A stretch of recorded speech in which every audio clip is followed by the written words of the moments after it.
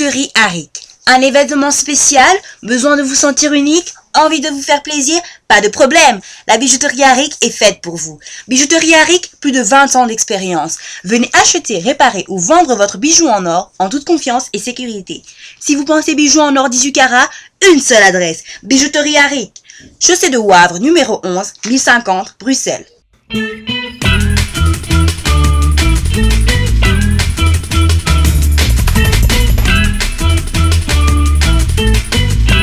Voilà, mote mingi baibanga kande na ebisa bino toza toujours na Istanbul baibanga lelo pour moi za esengote lelo za ya mawa parce que ça likambo ya liwa nde na la kai bino ke na olakisa bino Turquie na ba façade nango nyonso et puis na lobaka nga na miroir ngande pa na yela bino pina Turquie bisika nyonso bozwami neka na ebisi bino lelo za vraiment sango ya mawa sango ya passe mingi na motema komona pina sango ya liwa donc tozali awa na Taksim baebi Taksim baebi précisément na Tarla Bashi.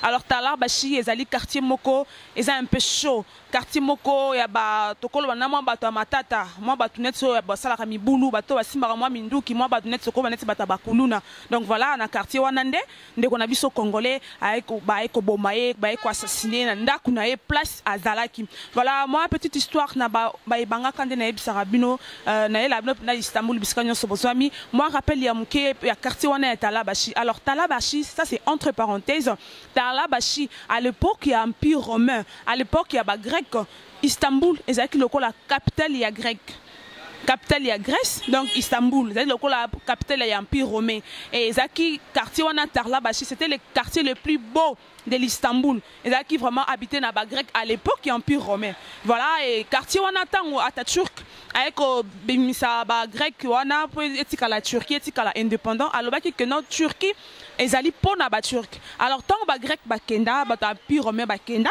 alors quartier wana e uzwaka moi temps etika la délaissé abandonné ezalaka bongo et alors et après nde ba émigrants comme ba kurdes ba syriens ba afghanistan ba irakien ba iranien ba tout nyonso ya mabe nde ba soki pas vraiment mingi na quartier wana quartier yango babenga yango Tarla Bashi eza vraiment quartier moko chaud quartier moko vraiment e bangisaka tanga na moi na koka koleka yango te nde sika ndeko wana bandaki kovanda vraiment na passe mingi na mawande ko zalaki epa na ye autaki na ye musala comme dab ka ndenge zalaka autaki kuma kayu na ye et tanga ye na ndaku aye na ndako bazaki 4 personnes bande ko vanda na 4 personnes na ndako wana bavandi na bango yes ko zaki debout parce que bandaki valena ko salelo ko alia na nzala nyonso amando lukelo ko alia bavandi azoko baotala TV ndenge ezalaka mwa masolo mwa théâtre ndenge sekisaka biso na bapale aotala na ye mwa TV mwa koseka mwa nini voisin ye amoni voisin ye tout d'un coup voisin toke non voilà botika makelele bozo déranger biso batrouve yango normal mais toza chez biso toza biso na kati ya palin toganga na biso te tosali nini baseki turc wana kurde wana voilà akei et après bakangi na bango porte bakangi ba fenêtre babendi na ba rideau même pour que bamona oyo ezoleka na libanda te mais chose grave donc esali bato nyonso pasi eza vraiment choquant net na film nzoka kurde wana ntango ya bimaki ake kozwa arme aye kobeta na ndako lokola na yebi te alingaka sisa bango nyonso 4 personnes bazalaki na ndako alors comme le monsieur oyo akufi monsieur Gaël azali congolais à Brazzaville azalaki debout c'est lui qui animait la maison ye mtandai kosekisa ye mtandai osama ba comédie na ndako ndenge ezalaka comme azalaki debout baye kobeta na fenêtre nde kotaki ye na libumu tango ekotie na libumu akwei baningo so bazalaki na kati bayebeki même pas que akweyaki déjà azalaki déjà touché et ndeko mosusu azalaki wana asalaki effort ya mobali ya rampaki po aboma mwinda parce que o azalaki libanda bande komona bango nyonso nde bazalaki na ndako donc voilà sango vraiment ezala ya pasi ya mawa nazoko kata ko expliquer yango bien te mais en image bino bobotala ba oyo vraiment bazalaki témoin ya likambo wana beti mosusu awa c'est quoi tant mon baba yango beti attends c'est ça so abetaki awa je crois ce beti awa mosusu je crois beti quelque part awa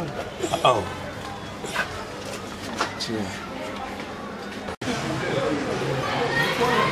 la chaise quelque part so ale na biso na kati tozosolola ya telemaki moko te ante wana abeta masolo yiruta ye autokotaka na mingi tano ngalia tosekisa biso kuta memeli ye mai ya malili abiyoninga mai ya malili zwa mai lo na mimili on mai ya mai ayazuma bando se ya bo so la bomba la osika ba osika fenêtre comme fait petit boubou occupé penaté deuxième tour les so beto makasi bimi na fumo pause ni biso tuangai na mimi jeune wa ta ki ba onda kuna pour ça là na nous déclencher on va te déranger biso oh non abimisi avec auto na tellement kia on va essayer mon akati pour ngati ni bonsoir même si awo za pas na hôtel donc moi awa qui me déplace bo abimisi mo mbili na kanifu mo bo misaki ya singa awo eza ilo ke pour moi awo ngo déranger biso a longo na beni porte ko tout na kati to vandi heureusement que tu n'as pas mwinda o ya kati ya awa nakende ko awa parce que ya zuli biloko azoya ngazo biloko aziba mapa kunja kuna vema mapa la sango azoya siko ngazo biloko so elo mo akomo expliquer ako yeska umi azo sula no azo a expliquer ndinga otiba is ndingo azo sula azo sika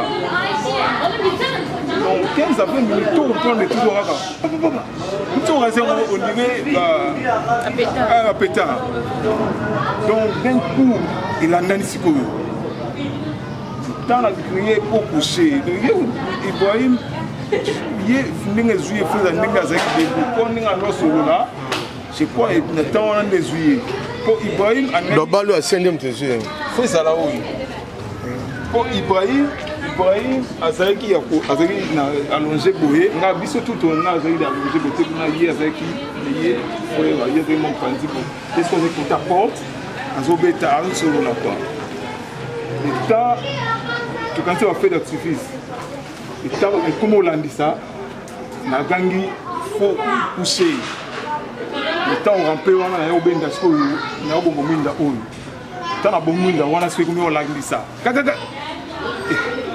ton baba le betami wana na rampe na côté à douche côté à bouiller en pépé le monde na centime na gay na tuni gay ndi lo ozoité le temps wana na bisi bango aux calme le temps wana ba yi en school on beta school pour je m'attends réaction tata le bande des ati boubou ba meki porte ba kokité allez les petits c'est mon cobédé moi je crois il faut la bon éviter tellement les chaud quoi vends-moi quelques minutes encore 5 minutes encore allez Gaël Ibrahim autre année ou abimi mimang qui bon ngalpe ah la fumée ce qu'on fait n'est pas otali pour la binition mbang tambi mbang la kiti kuna na gobenga na ko na mo signaler bato na mo signaler toto zonga boye na garçon mo raye wana ya ti je crois ye mbango aye wana so evida ke mo ne nga sakwe tant na zo ya boye tant zo ya le monde est OK a déjà touché tant où ya bimi bakimi mbango ba mo mibale libanda bakimi Sadam na Ibrahim nga tikali na ndako donc nga tikali ngai na Gaël dato tikali nga na kei na toucher boye na okia osa eloko tena voilà la mupanzi le la ndinga mupanzi pour jouer qui awa donc tant na zongisi boye j'ai compris que non azaki touché alors ba on les temps bazo nga laisse on Gaël aza touché ba les yeux tout le monde makila na sengle ndenge et pasuki donc yeux le roi des balles ndето bando duka intervention ni toro c'est un peu ça. C'est ça qui combien de temps pour ambulance ya? Dis-moi temps. Babengi police, babengi ambulance. Donc ambulance c'est 45 minutes après. Tu éviter ceux qui baïbe que ça noir d'aza qui touché yango basala ki bongo. Police aye 30 minutes après police il y a dans 15 minutes ambulance le temps va joyer tout le temps va joyer on ne sait pas si peut-être dans 30 minutes on a hémorragie le reste qui interne soit tu touches qui n'a qu'à peut-être à perdre vie ou bien tu éviter donc mais je vois qu'il t'a manqué pour police à intervenir vraiment police a qui nous quitter après 30 à 35 minutes nous avons touché la balle 30 à 35 minutes et pourtant police est là na point donc tu éviter ça tu dois considérer ou bien tu dois considérer en réaction à voisin ou besoin d'entretenir la voisin qui n'est pas avoir qui va coup de balle bon réaction à voisin bon c'est tant là on a discuté voisin oyo yanda ko oyo papa yanda ko oyo amona kiende ngazo ya na munduki papa na mtaza ko expliquer ngai abi amoni ngai na munduki ba weli amona camarade na ye camarade na beta ki camarade na lobi ko beta te ye décision les alaki abeta ali yango bala liboso e beta ki likolo po bande ko wela munduki na camarade na ye alors papa otango alinga loba na ye alakisi munduki kalinga bete munduki papa na poti na ndako asai nini mikangeli na ndako alende suko abandi beta pa na biso. Est-ce que avant que comme la baba ça c'est obétama vous avez un problème na yé tous les avec ndeni vous allez rendre parce que il y a abeti bino awa vous avez un problème liboso avant que y a comme ma ça normalement ngana mupaya na eko tala bango donc na zara pa wate et ça dit que une semaine 2 semaines on azawa na mona ba garçon na ba yaka ba check it liboso awa liboso à fenêtre ba vandi abeta masolo bon nga tellement na ngani va libanda ga banda ko malibanda na yoki watu bazoloba soit disant que ba te karaba kutulu na bango ba bisanga même na vanda libanda ba bien en tout cas ils a trop danger alors jour wana to wela ke no côté ils allaient ka ndenge frère a tout expliquer biso to solo là gaël azoloba biso to seka l'animation na fenêtre za polele avec biso porte tout les 3 personnes bango ayebi ndenge le kakawa babimi libanda les tanta babimi libanda bango 3 ngande ne ko calmer bon habité bozo na dona ndako botikai donc tant oyo bango bayaki ko bana ye libanda azaki déjà na mbeli entre mbeli ou bien ciseaux. Donc voilà, dès qu'on a eu que naza miroir dans l'acception Turquie na ba façade et tout ce qui se passe à Turquie naza comme à mesure dans l'acception la mokili mabisika nyonso bozwami tout ça toujours na talabashi toujours place ba événement wana salama kande na sarabino biso na EDTV to kenara vraiment na source pour tous la bino kaka ba news kaka ya bien ka ndenge zalaka voilà après wana tout ça qui quand même conférence de Koutanaki na ba communauté comme africaine nyonso zara na Turquie grâce à président na biso pe ya communauté congolaise ameka ki ko benga ba communauté mususu ko former bango suite ya liwa ya ndeko na biso o atiko kotika biso Gaël yango wana to sangana ki neti conférence de presse moko na avenue Stiklal ba nyonso bazana taxi mbaebi avenue Stiklal o biso ba congolais to benga ngo avenue 1000 Mindele boulevard 1000 Mindele passe Mindele bazala kaibele c'est wana ne vraiment to sala ki conférence de presse yango yango na senga bino susu boza pété boza tusuka branché connecté na EDTV boza bambloko bien botana no extrait ya conférence de presse auto salaki comme marche na loba voilà avec la communauté nyonso africaine auto bazalaka awa na Turquie et c'est parti à la presse et à l'opinion publique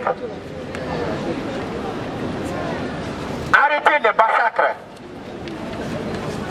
et les agressions racistes contre les migrants africains. Durant cette année, les attaques armées contre les Africains ont augmenté à Istanbul. Nous avons constaté la mort des Ghanéens, des Nigériens, des Camerounais, des Sénégalais. Et la dernière semaine, un jeune Congolais était victime des massacres racistes. Ce victime a été figé et tué par un assassin raciste à Talabaché le 2 septembre 2014. Nous avons constaté que la plupart des assassins restent impunis. Pour cette raison, nous demandons au ministère de l'Intérieur de la Turquie et les autres autorités turques de bien vouloir arrêter les assassins, les traduire devant la justice et les punir sévèrement. Sinon,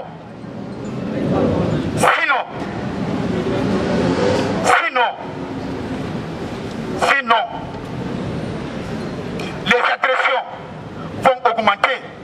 D'ailleurs, nous avons constaté qu'à Istanbul, il y a beaucoup de cas d'agression de mort contre les Africains. Dans la plupart des cas, quand l'agresseur porte plainte à la police, cette dernière intimide l'agressé à la place de l'agresseur en disant « Nous allons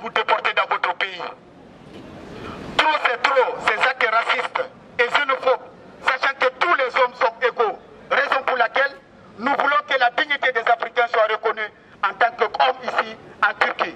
Les Africains ne sont pas seuls. Fin au massacre raciste, les Africains d'Istanbul, ASEM, et nous avons derrière nous l'association des avocats progressistes. Nous avons différentes associations derrière nous qui défendent l'intérêt des migrants, l'intérêt des droits de l'homme.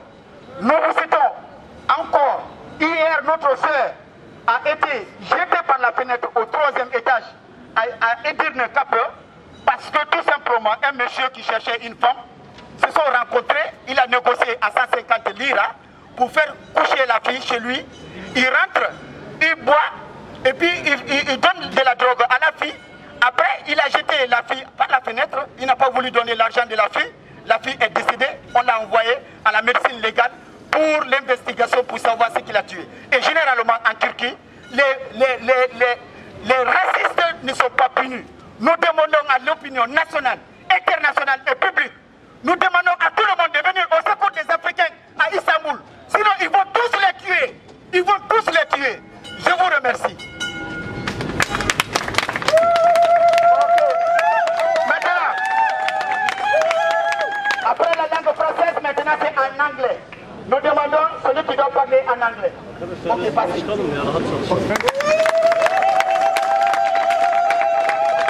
Ok, maintenant c'est en turc. Basına ve kamuoyuna Afrikalı göçmenlere karşı katliamları ve saldırıları durdurun. Bu yıl boyunca İstanbul'da Afrikalı göçmenlere karşı saldırılar arttı. Ganalıların, Nijeryalıların, Kamerunluların, Senegallilerin öldürüldüklerini saptadık. Ve son hafta genç bir Kongolu bu ırkçı katliamların kurbanı oldu. Bu kurban ırkçı bir katil tarafından tarla başında 2 Eylül 2014'te silahla tarandı. Yine saptadık ki katillerin çoğu cezasız kalıyorlar. Bu nedenle Türkiye İçişleri Bakanlığı'ndan ve Türk yetkililerden katilleri yakalamalarını, yargının önüne çıkartmalarını ve ciddi bir şekilde cezalandırmalarını istiyoruz. Au volontaire ou bien au président de Congo, si vous avez quelque chose, un mot à ajouter concernant ce texte d'aujourd'hui. Parce que trop c'est trop, comme on a dit tout de suite, trop c'est trop. Nous avons marre maintenant, nous avons marre. Il faut que nous défendons nos intérêts ici à Turquie.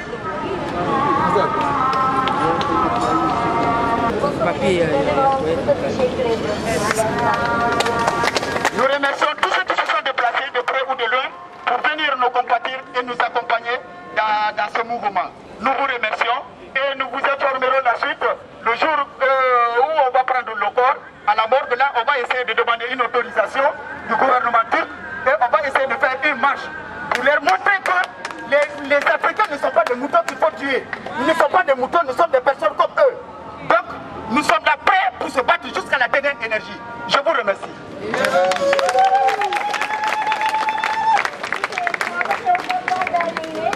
Avukatlarımıza da çok teşekkür ediyoruz. Bu olay Bino toza a on a place Taksim place to equipo to sala marche suite ya congolais oyo babomaki yango wana marche ya lelo ezalaki que batika ko boma ba africain. Alors ndemno mo bozo mona tozali vraiment communauté congolaise plus communauté africaine mobimba tozali awa mélanger et c'est pourquoi na meka kotuna pe ba via baninga na meka kozwa na tuna bango ndeko na monyo awa bonjour. Bonjour. Comment on s'il te plaît? Comment on a Emily Bumbo? Awa, c'est pourquoi? Bon, voilà exactement madame Tena Lobara Mouké. Toza pona kola ki sa pasi ya ndeko mobali oyo babeta ki babal na tala bashi. Akufaki mardi passé. Ya omoni biso to awa poto la ki sa peuple tirke o bazo sala ya ngote donc bakata soki to tomboka. Merci beaucoup Ndeko. Ndeko ote koku fazala ki Ndeko congolais à Brazzaville. Na mon pe ba Brazzaville ça tombe bien pour na poser pe bango na ba pe avina bango. Bonjour messieurs. Bonjour. Na monyo a yo sommes présence non a ça pourquoi? Bon présence nangi là parce que tojo ki moi likama moko na quartier côté tozalaki. Donc il fallait to yaka wa moi en masse pour que to meka côté à terme na makambo wana quoi parce que trop c'est trop. Donc lokola tozali na mboka oyo. Donc tolingi makambo na il faut ici là. Donc il fallait biso bato tozali à to telemela yango. D'accord, compromis mini bozui. Non, au fait biso to normalement toza na makoki yako au fait tozana makoki moko te somba autorité ya mboka oyo batia maboko. Donc problème na biso ezali awa to attirer attention ya ba autorité ya mboka oyo après bango bayeba nini ya kosala pona kati makambo oyo etika. Merci beaucoup Ndeko. Oui, je suis Didier Tchidja, président de la communauté camerounaise en Turquie. Dites-nous, monsieur le président de la communauté camerounaise, dites-nous, qu'est-ce que vous êtes venu faire ici précisément? Nous sommes vraiment choqués parce que nos confrères se comportent, les autorités de ce pays et puis les Turcs eux-mêmes, on veut vivre en paix avec eux, mais apparemment nous sommes déjà comme des bêtes parce que chaque jour on enregistre des cas de tuerie, des cas d'agression, des cas d'abus et nous sommes vraiment fatigués avec ça.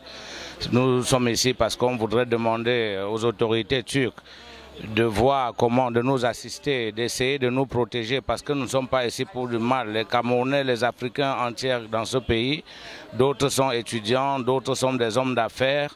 Et nous avons également des sportifs. Ce n'est pas des agresseurs, ce n'est pas des bandits, mais curieusement, nous sommes confrontés à des menaces quotidiennes et nous les supplions vraiment de nous protéger.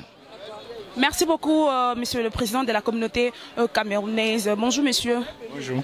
De quelle nationalité? Camerounaise. Dites-nous, qu'est-ce que vous êtes venu faire ici? Nous sommes venus à l'occasion du meurtre de notre frère africain, congolais, qui a été assassiné le 2 septembre 2014 à Talabashi. Je m'appelle Dr Condé. Je suis le président de ASEM, Association d'entraide et de solidarité des migrants en Turquie. Le message que je dois lancer à la communauté européenne, d'exiger la Turquie de voir les cas des gens qui ont été tués, de vérifier et de punir ces personnes. Les cas de viol, les cas de blessures, les cas de n'importe quoi, de l'usage des personnes, surtout des personnes africaines. Je demande à l'Union européenne d'exiger à la Turquie de punir les coupables. Merci beaucoup, le message est lancé. Merci beaucoup. Merci. Toujours na masolo ya liwa o ya passe sala comme la kinde konabiso ya Congo ya Brazzaville. Voilà, na moni pe naza aba na kota ba Brazzaville wana mekape ko poser bango. Bonjour Ndeko. Bonjour. Liwa Ndeko ba bomie salbino ndeni. Non, ezali kamamoko ya somo kutu to kanagite biso na déjà to zalaki na 23h au total nga na ndako na 23h30. Na 23h30 ayina ndako alobi ke lokolo lobaki na nga na ko mela whisky nanga. Siko nga na yenga pe na lala ki déjà na lamuki na pesi verre à whisky. Atuninga est-ce que vous appelez na coca kuna alobi coca eza na sangisi na coca amelika ko telema. Nga pe na zalaki ko telema. Après à Silisi alobi nanga bon na ke dans siko to sandinga lobi lokola to zana mosala to sala. Lobi na 8h oyina ndako ole ozana 6h yakaka na 8h. Toyokani na 8h après akena ndako nga pe na tikali olala. Ce qui 45 minutes après, on a commencé ce qui est minuit, minuit peut-être 10, mais on non, yo lali na yo wande ko kuna siko na minute ba beti masasa kufi. Ngape na lamuki na latika pantalon na bimi kutu na bosa na elamba likolo. Donc elamba sur likolo wana bande ko ka balandinga na libanda ba lobi.